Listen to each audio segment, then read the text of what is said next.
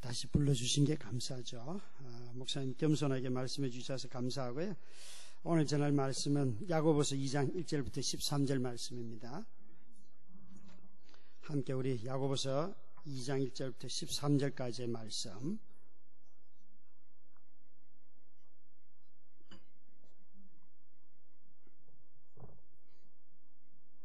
함께 봉독합니다. 하나님의 말씀을. 나의 형제 같이 읽습니다. 시작. 내 형제들아, 영광의 주 곧 우리 주 예수 그리스도에 대한 믿음을 너희가 가졌으니 사람을 차별하여 대하지 말라.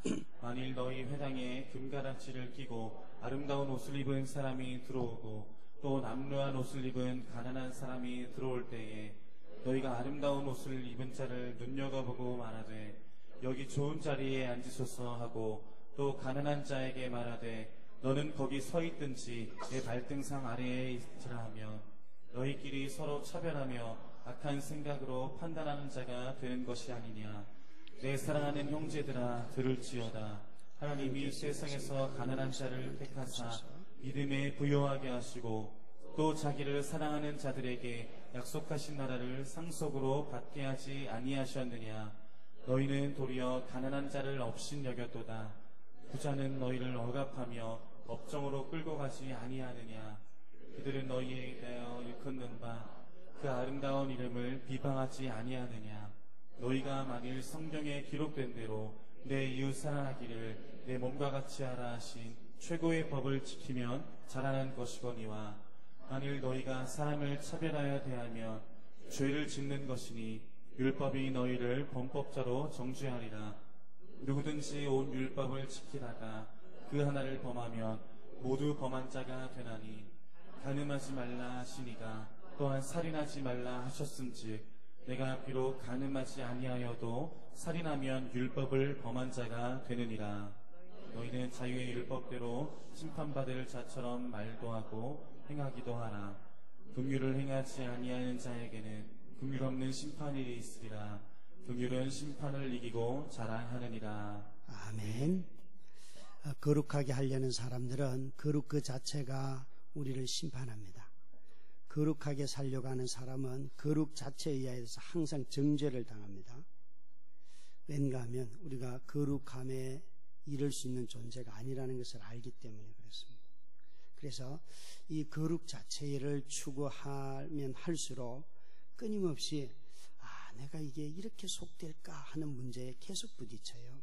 그런데 오늘날 한국교회는 교회 안에서 들리는 가장 많은 이야기가 가만히 들어보면 거룩해라가 아니에요.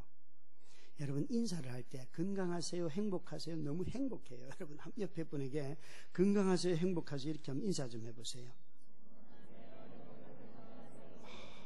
예, 저는 이렇게 인사시켰을 때 막 인상 팍 쓰면서 이렇게 건강해라 이런 사람 본 적 없어요.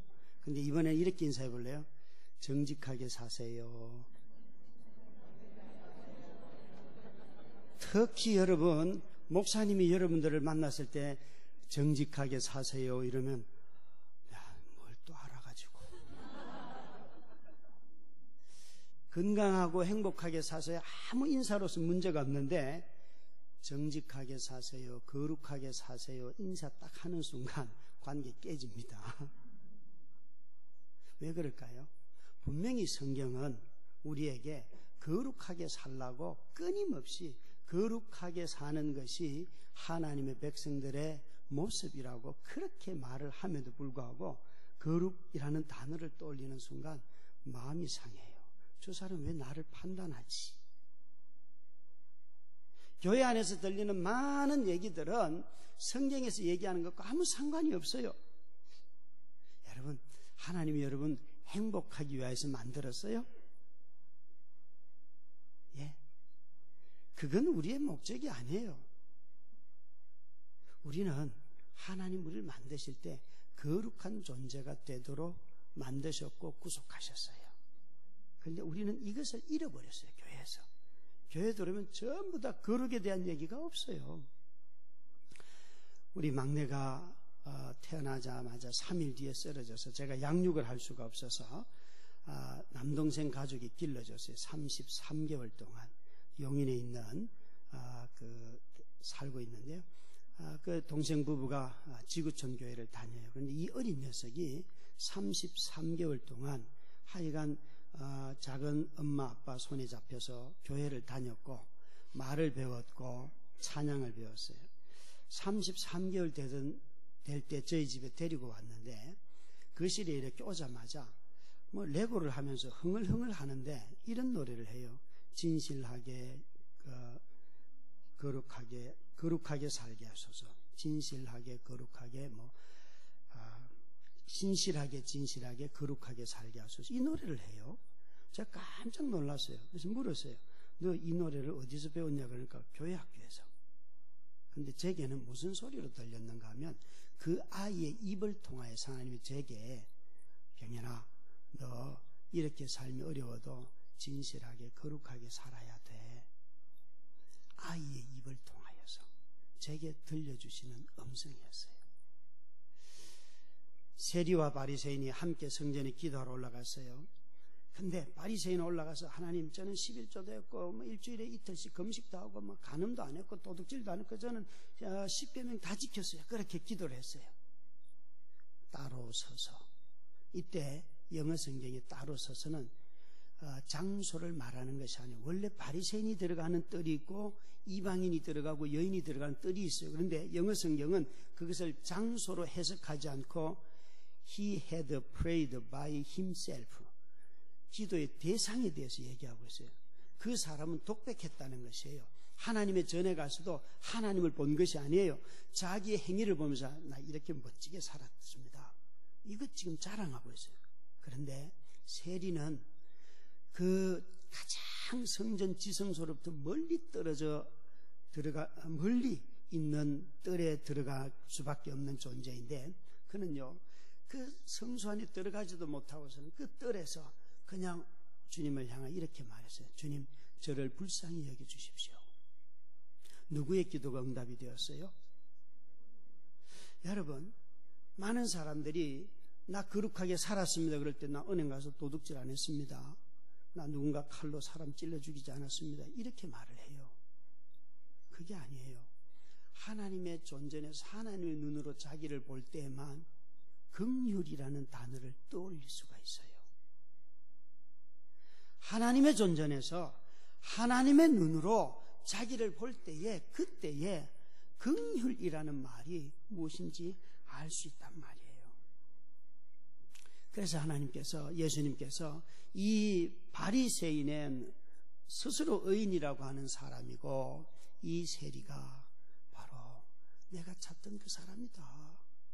여러분 오늘 주님 앞에 여러분도 나오셨는데 주님이 여러분 보면서 정말 뭐라고 말씀하실까요? 다들 주님 앞에 나와서 나 이거 잘했고 이거 했고 저거 했고 전부 다 자기의 행실만 살피는 사람들은 여전히 시선이 자기에게 있는 것이고 사람에게 있는 거예요. 그 사람들은 기도가 응답이 안 돼요. 하나님을 만나지 않고 있기 때문에 그게 바로 외식하는 자들의 기도예요. 사람을 의식하는데 자기를 의식하는 거예요. 옆에 사람과 비교하고 있어요. 여러분 우리 사회가 부패가 아주 심하죠. 그렇죠? 부패 지수가 굉장히 높은 사회. 다들 부패 문제만 가면 윤리 문제로 푸는데 윤리 문제보다 더 사람을 자극하는 게 있어요. 생존의 문제예요. 생존의 문제에 가면 자식 새끼와 가정을 돌보는데 이 생계 문제가 안 되면 누구든지 뇌물을 주서라도 살고 싶지 않을까요? 여러분 다들 윤리의식이 떨어져서 아니요. 생존의 문제가 걸려있기 때문에 그것은요 생존의 문제를 자꾸 이 사회는 어떻게 푸는가 하면 경쟁의 문제로 풀어요. 경쟁으로 푸는 한 부패 문제는 절대 사라지지 않습니다. 남을 짓밟아서라도 내가 가져야 돼요. 그런데 우리의 교육과 모든 사회 분위기는 다 경쟁이에요. 네가 살아남아야 된다는 무서운 거예요. 무서운.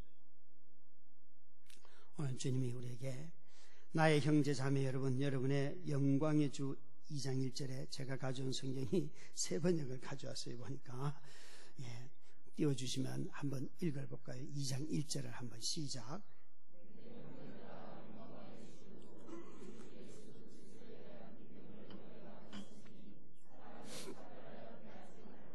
예수를 믿는 믿음을 가졌으니 사람을 차별하지 말라. 믿음, 복음이 사람을 차별하지 않습니다. 이 말을 할 수 있겠습니까? 복음은 사람을 차별하지 않습니다. 성도는 사람을 차별하지 않습니다. 교회는 사람을 차별하지 않습니다. 얘기할 수 있을까요? 그 아주 예로 교회에 화려한 옷을 입고 들어오거나 금가락지를 끼고 들어오거나 남루한 옷을 입은 가난한 사람, 옛날 사람들은 옷만 보면 돈 있는지 없는지 알았어요. 오늘날은 옷을 봐서는 절대 몰라요. 뭘 보면 저 사람 돈 있다 없다 알 수 있어요? 예? 가방을 보면 알 수 있대요. 주의하세요. 가방. 뭘 보면 여러분 저 사람 돈 있다 없다 알 수 있어요? 없어요? 신발. 빨리 불러봐요. 차예요. 차. 제가요 주례하러 가는데 저는 고물이 아닌데 굉장히 좋은 봉고차인데 주례사를 몰라보고 자꾸 이 주차하면 안 된대요. 그래서 왜 여기 누구든 주차할 수 있죠. 그러니까 이런 차는 안 된대요. 그래서 왜 안 돼요? 주차 공간인데. 그러니까 안 된대요. 그래서 내가 주례자인데요. 그러니까 그때서야 몰라봐서 죄송합니다 그러더라고요. 여러분 차 가지고 진짜 사람 너무 차별하지 않아요? 우리 교회 집사님이 이러시더라고요. 교회 개척하고 한 2년 지나니까 한 100여 명 모이니까 목사님 이제 차 바꾸셔야죠 이러는 거예요. 그래서 야, 너 그런 신앙을 어디서 배웠나? 그러니까 이전 교회에서 배웠대요. 그래서 목사님 차 바꾸시죠 이러는 거예요. 제가 웃으면서 야야, 목사에 대한 관심은 당연들만 있으면 돼. 너는 내가 차를 뭘 타든지 안 타든지 그게 네 관심이 되면 안 돼. 그럴 관심이 있거들랑 옆집의 사람에게 관심 가져. 그러면 사람이라도 하나 늘어. 근데 네가 나 차 뭘로 바꿀까 이거 관심 있으면 교회 망해. 여러분 담임 목사가 차를 뭘 타든 그게 여러분의 인격이에요? 예? 수만 명 모이는 교회에 다니면 정말 최고로 좋은 차 타야지만 장로님들이 위신이 서는 거예요? 왜 대답을 안 해요? 이런 논리가 세상에 어디 있어요? 이건 세상에서나 있는 일이에요. 세상에서나. 여러분 교회 개척해서 수백 명 모인다고 그 목사님이 성공한 거예요? 다들 인사할 때 아마 우리 목사님도 그렇고 저도 뭐 만나면 누가 말하면 목회 성공하셨네요 그러면서 꼭 붙이는 걸 이렇게 말해서는 안 되지만 말 안 하면 돼요. 목회가 대도체 사람 모였다고 성공이면요 빚 많이 내서 건물만 세우면 된다고 얘기하지 않습니까? 그런데 사람이 바뀌어요 안 바뀌어요? 사람을 바꾸지 못하는 교회는 이 땅에 존재할 이유가 없는 거예요. 모든 고등 종교는 다 인간을 바꾸기 위한 것이 목적이에요. 그런데 오늘날 한국교회가 완전 무당 잡신이 된 이유는 사람을 바꿀 마음이 없어요. 사람의 본성을 바꾸려고 하지 않아요. 그래서 무당 잡신이 돼버린 거예요. 예수 믿으면 사람을 차별하지 않습니다. 얼마나 멋있습니까? 사회에 희망이 되지 않겠어요? 우리 아들에게 아들아, 너 임마 네 친구들 보니까 우리 집 오는 친구들 보니까 그 공부 잘하게 생긴 놈이 한 놈도 없다. 그러니까 우리 아들이 아빠 그러지 좀 마세요. 예, 공부 잘해요. 그래서 다음날 왔길래 야, 너 공부 몇 등이냐? 그러니까 33명 중에 30등이래요. 우리 아들이 몇 등이겠어요 그러면? 김인중 목사님이 저희 집에 오셔가지고 자기 아들이 공부를 못해가지고 성적표가 왔는데 너무 마음이 쓰려서 화를 내려다가 아들한테 꼴찌에는 2만 원을 줬대요. 그러니까 아들이 그 설교를 다 듣고 집에 돌아가는데 이러는 거, 아빠 돈 줘 이러는 거예요. 왜 돈을 주냐 그러니까 자기 반에 33명 있는데 얘가 30등 정도 했었어요. 마지막 꼴찌 애들이 한 명은 영국으로 가고 한 명은 어디 가고 한 명 전학 가서 자기가 마지막이래요.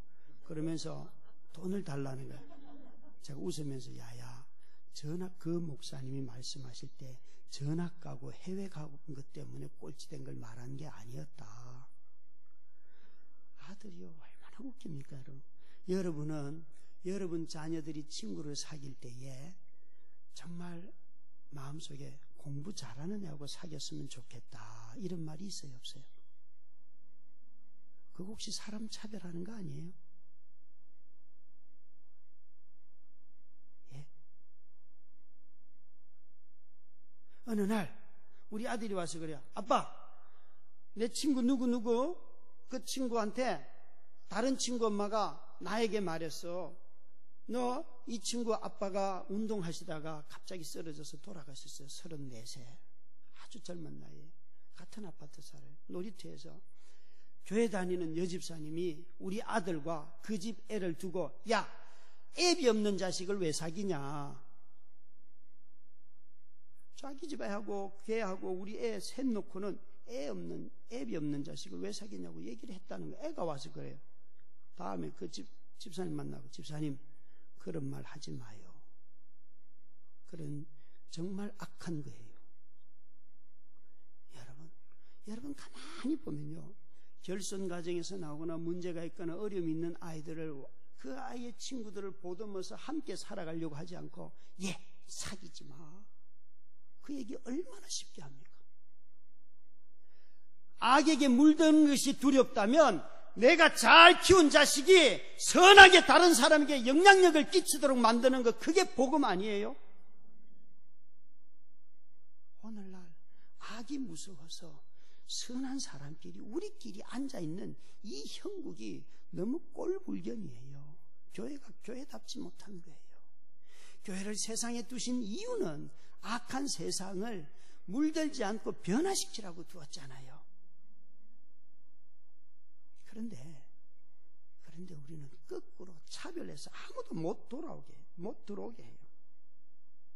놀랍게도 이 말씀은 예수를 믿으면 사람 차별하지 않습니다. 이 한 문장으로 끝낼 수가 있어요. 여러분, 교회에 정말 사람 차별 없기를 바랍니다.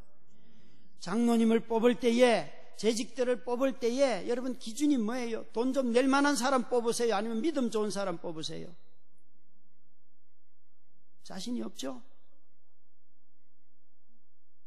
말로는 믿음 좋은 사람 그러지만 그래도 쓸 때는, 투표할 때는 그래도 낼 만한 사람이 돼야 돼. 그 얘기 해요, 안 해요? 악한 거예요. 주님의 교회를 무너뜨리는 거예요. 저희 교회도 임직을 다 했어요.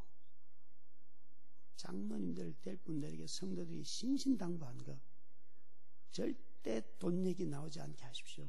뭐 권사가 되든 집사가 되든 돈 낼 생각하지 마십시오. 난 그렇게 목회할 마음 없습니다. 정말 우리는 임직할 때 돈 한 번도 안 내요.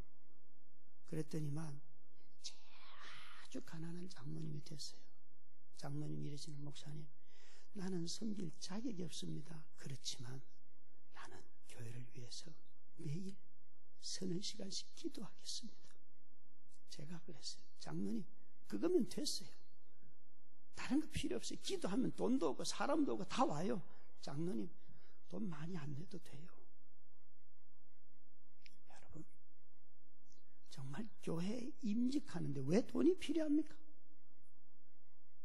그게 벌써 차별하는 거예요. 가난한 사람은 장로 못 되고 권사도 못 되고 집사도 못 되나요?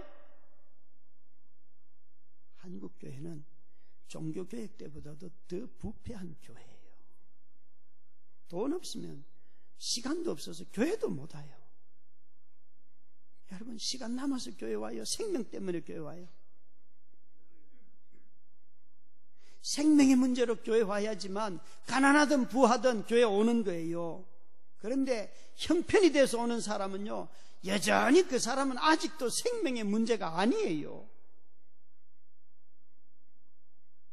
돌아가신 한경직 목사님이 누구를 만나든지 간에 늘 인사는 마지막 인사하는 자리가 정해져 있었어요. 대통령이 오든 국회의원이 오든 노숙자가 오든 항상 그 자리, 똑같은 자리에서 인사했다는 거예요. 근데 저 목사가 되고 나서 교회를 개척하고 난 뒤에 어느 날 가만히 제가 인사하는 라인을 보니까요, 이 사람의 중요도에 따라서 1층에서 인사하는지 아니면 바로 내 사무실 앞에서 인사하는지 다르더라고요. 그래서 그 다음부터 바꿔서 저도 인사하는 라인을 정했어요. 사람 마음이요, 좀 더 도움이 될 만한 사람 같으면요, 끝까지 가세요. 막 차 지나가는 것까지 막 보면서 인사하고 막 그래요. 노숙인 보고 그러는 거 봤어요, 안 봤어요? 노숙인은 돈 몇 푼 주고 그냥 빨리 가래요. 다 사람 차별하는 거예요.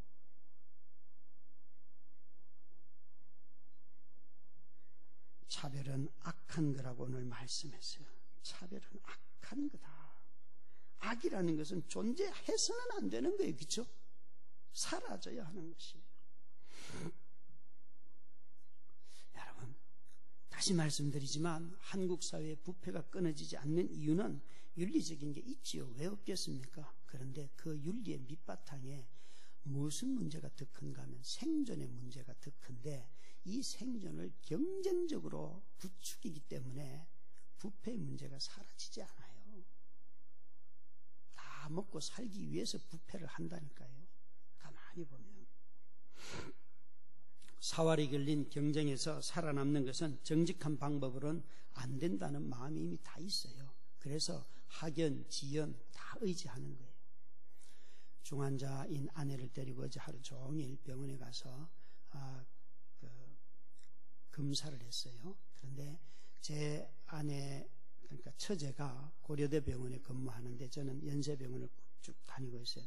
고려대 병원에 가면요, 처제 이름만 대면 모든 게 다 그냥 패스해요. 어느 날 아주 응급 상황이 생겼어요. 막 밤새도록 아내가 고생을 해서 응급실로 갔는데 체혈을 해오라는 거예요. 그런데 제 처제가 체혈실에 근무를 해요. 체혈실의 책임자예요. 전화만 하면 언니 모든 게 순서의 첫 번째잖아요. 제가요, 전화 안 하고 가만히 서서 순서를 기다리는데 앞에 한 40-50명 있는데 그 이동 침대에 아내를 태우고 땀을 흘리면서 막 상태가 안 좋은 중환자를 데리고 이렇게 뒤에 서 있는데 마음이요, 이러다 죽는 것 아닐까, 처제한테 전화를 할까 말까 이 생각이 얼마나 드는지. 무려 1시간 이상 지나서 체열을 다 하고 검사받고 돌아오는데 마음속에요, 다시는 나 이러지 말아야지 이런 생각이 드는 거예요. 그냥 전화 한 통화해서 처제 언니 데리고 왔어, 검사받으러 왔어, 다 패스지요. 이건 여러분 차별이에요, 아니에요? 불법이에요, 아니에요? 그리스도인이라고 하는 사람들은 신실함이 그 증거 아닙니까? 신실함이. 이런 일들이 세상에 얼마나 많은지 우리 삶을 들여다보면요, 내가 어떤 행동을 하면 남에게 피해가고 있다는 것을 전혀 생각하지 않는 이런 일들이 너무너무 많아요. 회개할 것이 얼마나 많은지요. 주님은 말씀하셨어요. 악하다, 악하다. 여러분, 교회는 사람 차별하지 말기를 주의 이름으로 축원합니다. 두 번째는요, 여기 보니까 이렇게 말씀하셨어요. 믿음은 가난한 자도 없이 여기지 않는다. 5절 말씀 같이 읽습니다. 시작.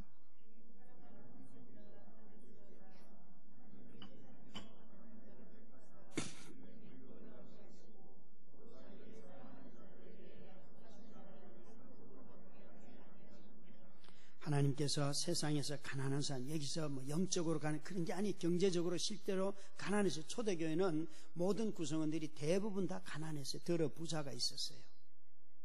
그래서 교회 역사적으로도 가난한 자들을 돌보는 교회는 반드시 부흥합니다. 부자들이 올 수 있는 교회는 제한적이지만 가난한 자들을 돌보면 여러분 그 교회에 사람이 넘쳐납니다. 여러분 교회도 그렇게 되기를 바라요.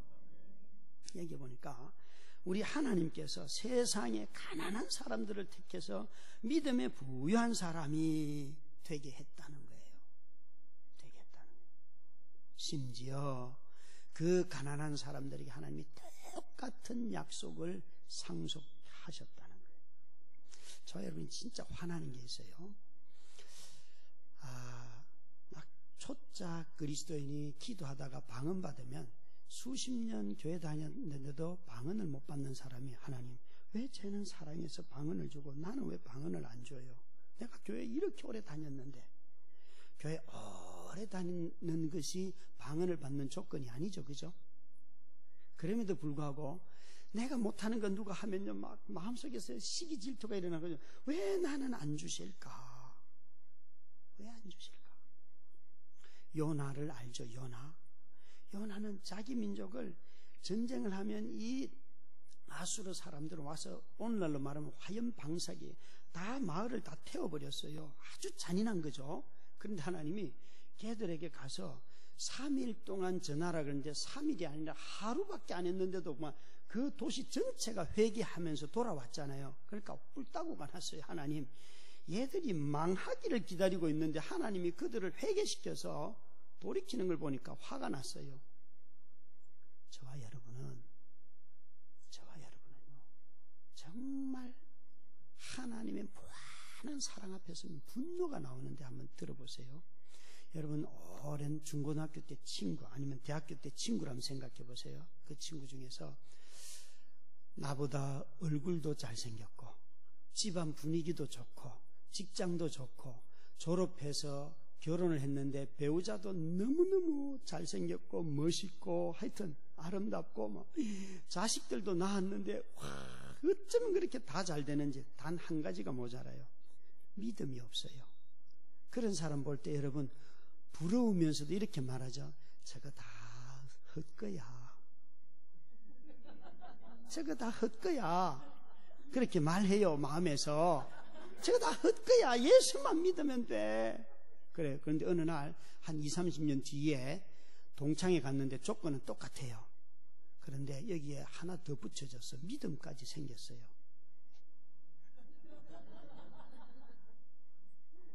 한 20, 30년 뒤에 동창회 가니까 조건 다 똑같고 평생 그렇게 다 누리고 믿음까지 이제 예수까지 믿어요. 그러면 여러분 마음에서 어떤 생각이 확 들어요? 여러분 열 받아요, 안 받아요? 네가 예수까지 믿는구나. 너무 기쁘다. 야, 이게 안 돼요. 그냥 싹 돌아서 오는데 마음이 쓰리는 게 있잖아요. 하나님 이건 아니에요. 이렇게 대하시면 이게 우리 마음이라니까요. 저도요, 하나님이 전두환 씨 같은 사람 회개시키면 나 이 나라 떠날 것 같아요.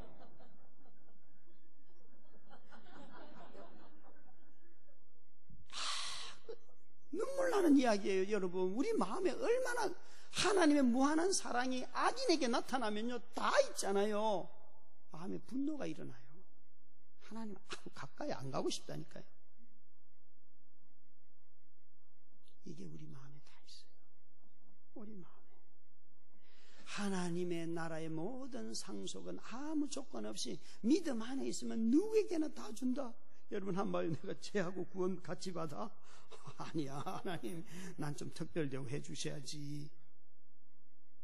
하나님이 그렇게 대하지 않는다는 거죠. 그런데 세상 법정은 어떻게 한다고요? 가난한 자를 차별한다는 거예요. 하나님의 법정에서는 가난하든 부하든 차별하지 않고 하나님의 법으로, 믿음의 법으로 대해 주시는데 세상의 법정은 아니라는 거예요.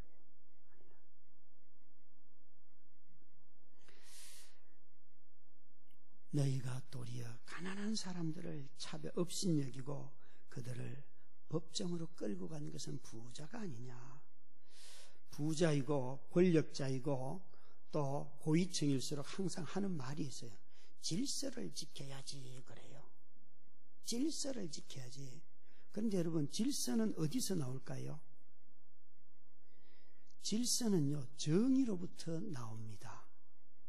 정의만 지키면요, 공평하기만 하면요, 질서는 자연스럽게 만들어져요. 그런데 우리 사회는 질서를 지키지 않기 때문이 아니라 불공평함이, 부정함이, 부패함이 너무 많기 때문에 억울한 사람들이 너무 많아요. 내가 이거 정직하게 행했더만 회사가 망해요. 이런 일들이 비일비재합니다. 그래서 통치자들은 항상 질서가 먼저지 그래요. 아니요, 질서보다 먼저 있도록 만든 것이 법이에요. 법을 지키면 질서는 자연스럽게 만들어진다니까요. 그것도 특히 통치자들이. 어제 인터넷에 한 뉴스가 뭔가 하면, 이번 주에 한 뉴스가 뭔가 하면요, 김무성 씨 사이가 마약을 15번을 했다 해요. 그러고도 석방이 되었어요. 근데 김부선이라고 하는 배우가 아주 우리가 별로 좋아하는 배우가 아니잖아요, 그죠? 이 배우가 1989년도에 그때 검거가 됐는데 그 3년 전에 한번 했는데 친구에 의해서 이게 검찰에 고발이 돼가지고 자기는 바로 6개월인가 8개월을 감옥 가서 살다 나왔어요. 마약한 것 때문에. 그래서 이 배우가 썼어요. 정말 이 사회가 법이 공평한가? 그 여자의 행실을 보면 별로 좋아하지 않는데 이 여자가 말해요. 법이 공평한가? 여러분, 그 여자의 행실 보면서 이 말하지 마 이렇게 말하겠어요? 법이 공평한가 묻고 있어요. 김무성 씨 사이가 쓴 마약은 3.5g이래요. 이것은요 110명의 사람이 동시에 쓸 수 있는 엄청난 양이더라고요. 그것도 15번이나 있고, 주사기로 투입한 것은 조사할 때 아주 나쁜, 아주 악한 죄질이래요. 이게 아주 악하고, 술에 타거나 또 코로 흡입하는 거하고는 완전 다르대요. 이게.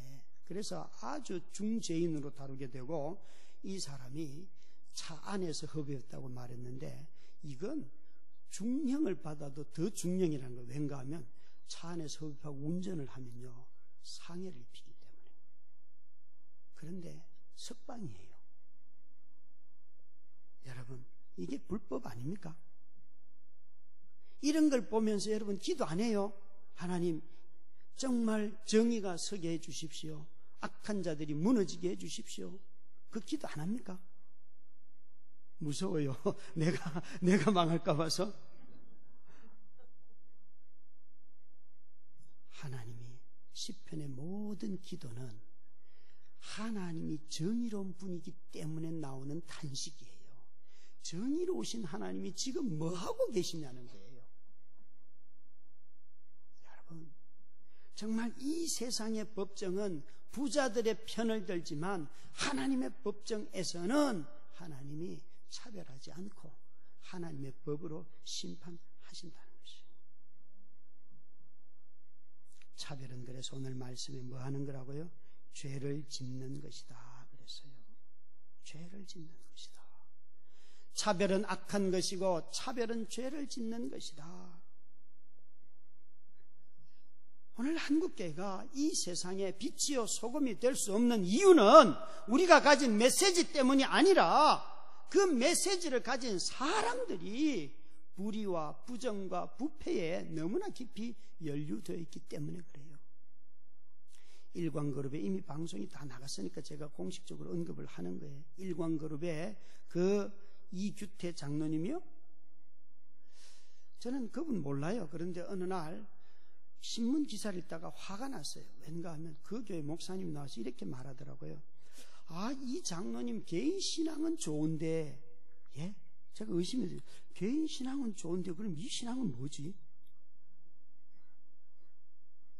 교회 금고를 자기 돈 세탁하는 수단으로 썼다는 거 아니에요.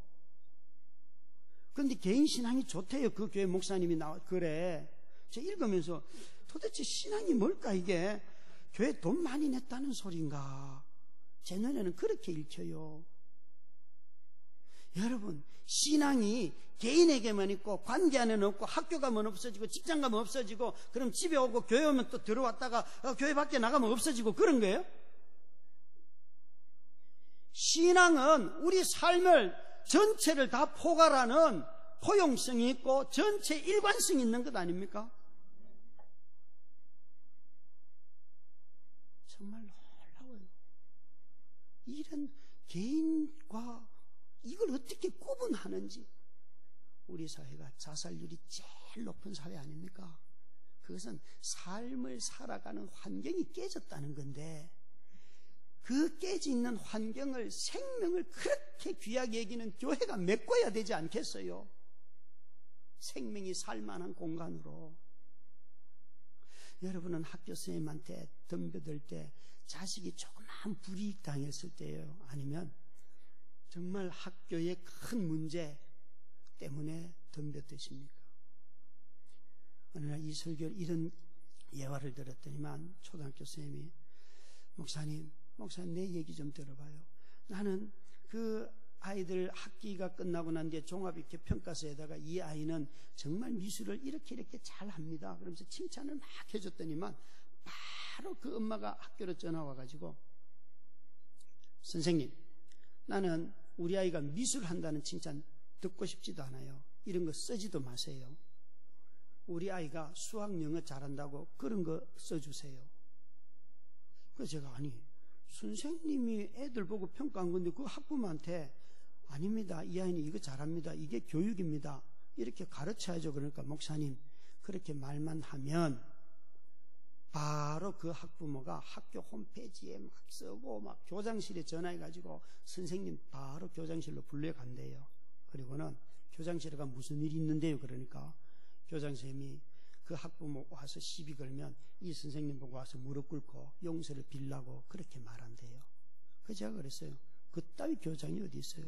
교장이 선생을 보호해주는 게 교장이지. 그래요, 안 그래요? 여러분, 제가 담임인 이유는 우리 부교육자들 보호하고 어려운 일이 있으면 제가 책임져 주려고 있는 거예요. 여러분, 사장이 된 이유는요, 잘라내려고 있는 게 아니라니까요. 걔들 보호해 주려고 있는 거라니까요. 교장으로 있는 이유는 오늘은 아무도 아멘 안 하네요. 그죠? 알아요, 여러분. 이런 메시지가 얼마나 어려운 메시지인지 알아요. 아주 소프트한 얘기만 할까요? 여러분, 교장이 있는 이유는 교권을 지키기 위해서 있는 것 아닙니까? 부모 앞에 선생을 무릎 꿇게 하는 이런 교장이 교장이에요? 아이들 학교 보낼 때 축복할 때 뭐라고 축복해요? 가서 선생님 말씀 잘 들으라.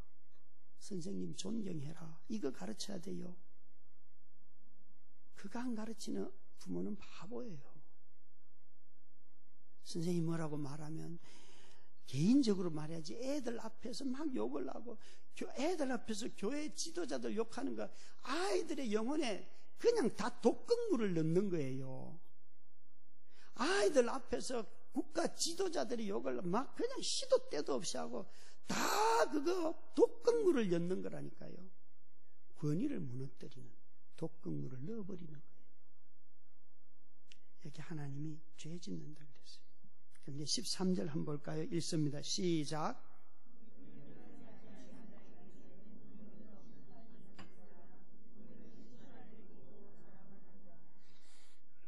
오늘 교회 안에, 오늘 세상 법정 안에 가장 많이 흘러 넘쳐야 하는 것은 긍휼이에요. 긍휼. 긍휼이 뭘 이긴다고요? 심판을 이긴다. 이 말씀 이해가 되세요? 긍휼이 심판을 이긴다.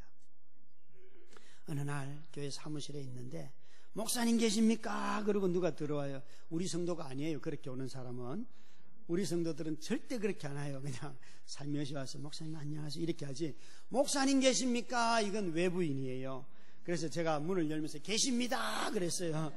그런데 한겨울인데 반바지 입고 왔어요. 어디서 오셨어요? 그러니까 민증부터 내더라고요. 저는 영등포 교도소에서 며칠 전에 출소한 누구입니다. 그래서 민증은 넣으시고 알겠습니다. 그런데 왜 여기 오셨어요? 우리 교회. 그러니까 그 교도소에서 사역하는 목사님이 형제여 출소하거들랑 그 그 당신이 사는 마을에 있는 교회에 가서 도움을 요청하라고 그랬대요. 그래서 우리 교회까지 오기 한 10교회를 거쳤는데 다 거절당했어요. 그래서 저는 알지도 못하는 형제 목사가 보냈기 때문에 그를 따뜻하게 맞이했어요. 오세요. 뭘 도와드릴까요? 그러니까 돈을 달래요. 그래서 제가 웃으면서 이 한겨울에 반팔 반바지인데 먼저 옷부터 사드릴 테니까 입으세요. 그리고는 우리 여전도사님에게 전사님 가서 옷 좀 사와요. 속옷하고 겉옷 다 사와요. 그리고는 이제 시키고 그분하고 수다 떨다가 밥을 먹이고 5천을 줘서 옷을 입혀서 보냈어요. 보내고 난 뒤에 전사님한테 전사님 오늘 다 얼마 썼어요? 그러니까 8만 얼마. 그런데 아니 돈을 그렇게 많이 쓰면 어떡해? 제 입에서 제가 여러분 긍휼을 베푼 거예요? 안 베푼 거예요?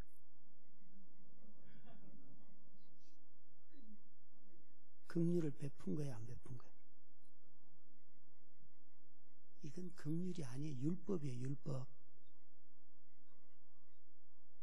이건 율법이에요. 율법. 이건 사랑의 법이 아니에요.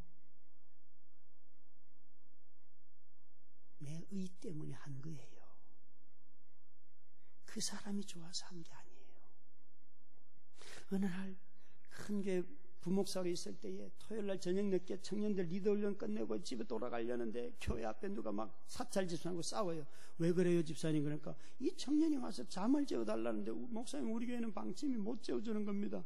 그날 아침 묵상이 이럴 때 말씀이 생각나면 안 돼요. 나그네를 후히 대접하며 구하는 대로 다 주고.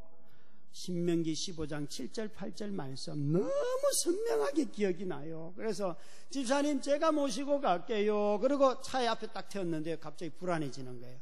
어디서 오셨어요? 영주에서요. 어느 교회요? 영주 무슨 교회를?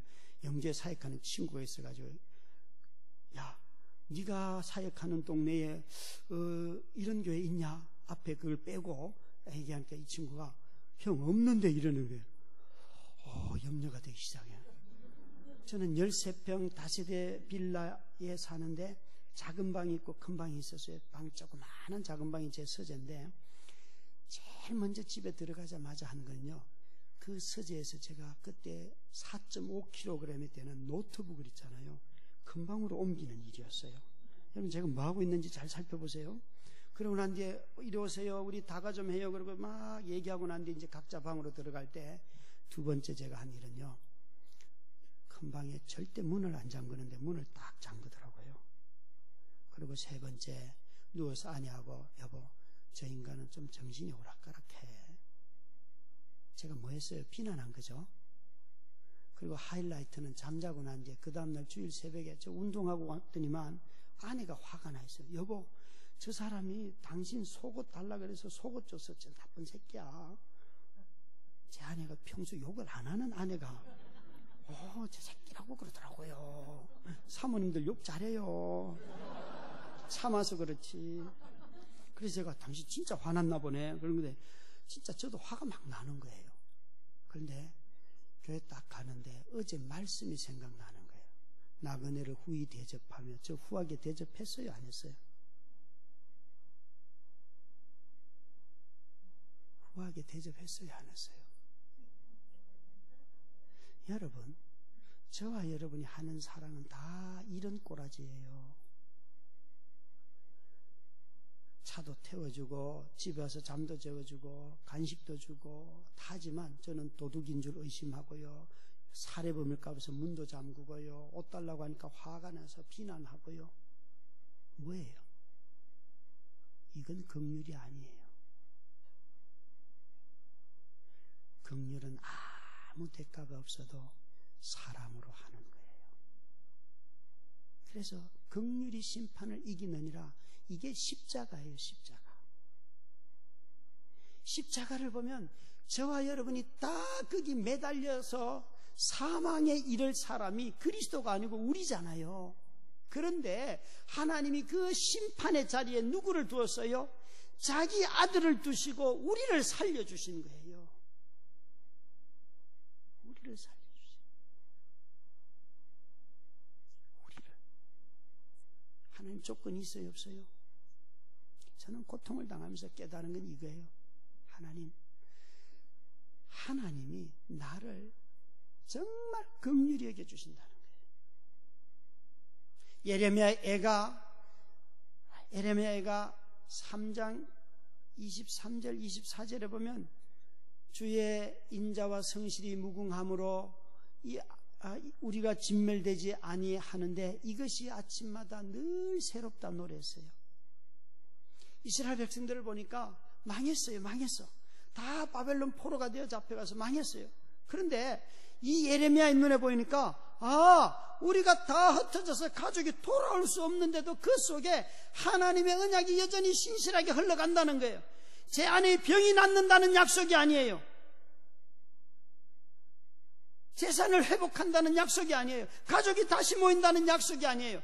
하나님의 긍휼과 자비가 여전히 자기 민족에게 있기 때문에 우리가 살 수 있다는 거예요. 여러분, 이 시대에 아무리 우리가 패역하고 하나님 앞에 반란을 해도 십자가라고 하는 하나님의 긍휼과 자비가 이 땅에 세워져 있기 때문에 이 땅은 살만한 곳입니다. 우리가 이 십자가 사랑하는 거예요. 여러분, 정말 하나님은 교회 자랑하는 거 정말 싫어합니다. 그래서 한국에 내노라는 큰 교회들 다 하나님이 한 번씩 손 봤지요? 다 흔들리지요? 그래요, 안 그래요? 여러분, 교회는 누구를 자랑해야 돼요? 예수 그리스도 자랑하는 거. 그것만이 생명이고 그분만이 차별이 없어요. 여러분, 이 복음은 남자든 여자든 주인이든 종이든, 여러분 생각해봐요. 같은 한 회사에서 사는데 교회 와가지고 사장님 이게 좋겠어요? 형제님 자매님 돼요, 안 돼요? 종로에 가면 성동교회가 있어요. 성동교회. 그 성동교회는 원래 백정들이 세운 교회예요. 근데 교회가 되니까 부자들이 들어왔어요. 나중에 부자교회 이게 따로 갈라졌어요. 그런데 다시 합친 교회가 성동교회예요. 성동교회. 한국교회 정말 아름다운 전통이 있다고요. 소유의 유무와 상관없이 형제 자매로서 사는 것, 이것이 교회입니다. 여러분은 성령 받기를 원하시죠? 사도행전에 보면 성령이 역사할 때 방언도 오고 표적 기사와 능력이 나타나는데 사람들이 그것 때문에 놀란 게 아니에요. 방언이 터지니까 조롱했어요. 술 취했다, 낮술 먹었다. 그런데 표적 기사와 능력이 나타나니까 사람들이 놀랐어요. 베드로와 야고보 요한을 뭘로 만들려고 해요? 신으로 만들려고 하죠. 표적 기사와 능력이 나타난다고 다 예수 믿는 거 아닙니다. 그런데 사도행전에 우리가 놓치는 게 하나 있어요. 성령이 방언도 주셨고 표적 기사와 능력도 주셨지만 더 큰 능력을 주셨는데 그게 사랑의 능력이에요. 이 능력은 부자들이 자기 재산을 소유를 갖고 있을 수가 없어요. 왠가 하면 교회 안에 있는 가난한 형제 자매들이 생각이 나가지고 사도들이 팔라고 한 게 아니에요. 성령 받아서 갑자기 아파트 2채, 3채 있던 것 중에 한 채 자기 사는 거 빼고는 다 팔아가지고 목사님한테 갖다 내는 거. 목사님, 우리 교회 성도 중에 집 없는 사람이 있으면 그 사람한테 주세요. 여러분, 이런 놀라운 복음의 소식을 여러분 듣고 있습니다, 지금. 그래서 저는 이렇게 늘 기도해요. 하나님, 강남구, 송파구, 서초구, 분당구만 회개하면 돼요. 거기에 위대한 사람들이 다 살잖아요. 그래요, 안 그래요? 우리 이렇게 좀 기도하자고요. 제가 무슨 말 하고 있어요? 한국교회는 성령을 받아도 방언 받는 건 참 많이 이야기하는데 성령 받고 초대교회 성도들은 손해났다니까요. 사업하다 재산을 잃은 게 아니고 성령께서 저 가난한 형제 자매들이 안 보이냐? 니 거 팔아라. 성령께서 말씀하셔서 그거 갖다 냈다는 거예요. 이런 교회가 되니까 사도행전 5장 13절에 보면 사람들이 저들은 하나님을 칭송하지만 저들은 성도라고 칭송을 받지만 감히 상종하는 자들이 없더라. 뭐예요? 무서워서 못 들어왔다는 거예요. 왜? 교회 갔다가 재산도 잃고, 교회 갔다가 아나니아와 삽비라처럼 거짓말했다 죽고. 오늘 교회가 이런 거룩함을 회복하기를 바랍니다. 정말 교회가 거룩함을 회복해서 거짓말한 사람이 다 죽는다면 아마 저와 여러분이 오늘 다 죽어서 교회가 생명을 살리는 데가 아니고 초상집이 될 거예요. 장례식장이 될 거예요. 성령이 역사하였더니만 가난한 형제자매들, 교회 안에 있는 가난한 형제자매들, 교회 안에 서로 간의 사랑의 순도가 높아야지만 교회는 부흥합니다. 여러분, 이 말씀 사경이 다 끝나고 난 뒤에 가라 복음적 삶으로 살라. 여러분, 무시무시한 도전을 했어요. 여러분, 자기 희생이 없는 성령의 역사는 없어요.